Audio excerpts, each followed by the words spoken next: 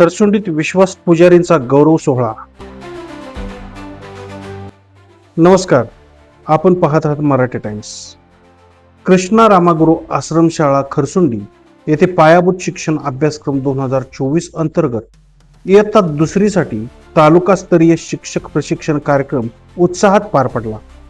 या प्रशिक्षणासाठी खरसुंडी, नेलकर्जी, घरनिकी, झरे, गोमेवाडी केंद्रातील सर्व शाळातील शिक्षक मोठ्या संख्येने उपस्थित होते।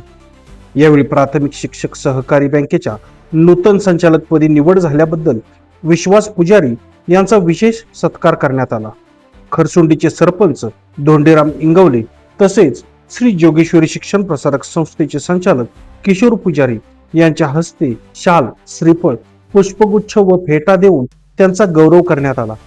यावेळी बोलताना सरपंच धोंडीराम इंगवले व संचालक किशोर पुजारी यांनी विश्वास पुजारी यांच्या तब्बल 25 वर्षांच्या संघर्षाला यश मिळाले असून प्राथमिक शिक्षक सहकारी बँकेच्या संचालकपदी त्यांची झालेली निवड ही संपूर्ण खरसुंडी परिसरासाठी अभिमानाची व आनंदाची बाब असल्याची भावना व्यक्त केली।